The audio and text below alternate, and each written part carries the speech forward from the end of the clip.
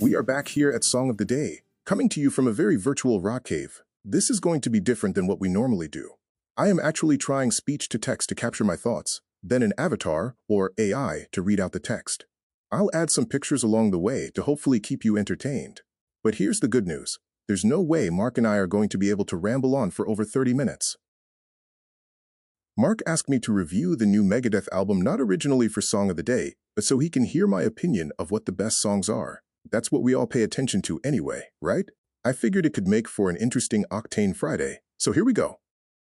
If you don't know who Megadeth is, they are a thrash metal band founded by Dave Mustaine, who was in the band Metallica for their first album and was eventually kicked out for behavioral reasons.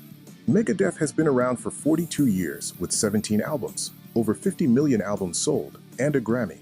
I hope Mark and I can do a Song of the Day about the entirety of Megadeth's work in the future because it's so impressive and deserves much more public attention and acclaim than they've gotten. The new album is called The Last Note, which topped the Billboard 200 album chart in February 2026. It starts with what's probably the best song on the album, Tipping Point. There is a bit of thrash here that's kind of amazing coming from a guy in his 60s, as well as newcomer to the band, guitarist Teemu Mentasari. The drummer, Dirk Verburn, is also outstanding.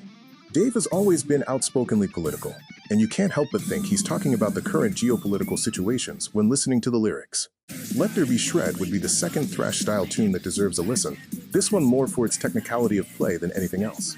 It's like the producer Chris Rakestraw said, "It's okay to bleed while playing, guys, it's just part of the experience." This being Megadeth's last album, this song's lyrics appear to be a bit of a look back in his eyes. At the end of it all, they are left in my wake. One by one they'd fall, one by one they'd break. Faster than lightning, a machine gun on meth. Dead on arrival, a guitar beat to death. If I have to pick a top 3, I'd prefer that it not be one of the singles released prior to the album, which both Tipping Point and Let There Be Shred are. While I do like the recently released Puppet Parade, which just came out ahead of the album, my last top 3 vote goes to Made to Kill. This is a great tune that starts with a cool drum intro, a segment that sounds like Iron Maiden. Frank Sassano will appreciate that, and then goes thrash for a couple of verses. It will have your head bouncing up and down, and the guitar solos are fantastic.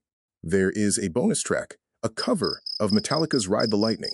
I'm not even going to count this because they didn't do anything special with the song, and in my opinion it makes no sense on the album whatsoever. Of course I know Dave was with Metallica, but this remake is sadly completely forgetful.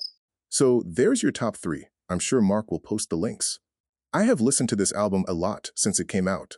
There are other great songs and some amazing guitar solos, so check them out. The second half of Obey the Call is one such song. Overall, some incredible musicianship is on display through the entire album. I give it an 8 out of 10. We'll see how the tour goes. I've seen them once at Woodstock 99 and would like to catch them again before the band hangs up the guitars.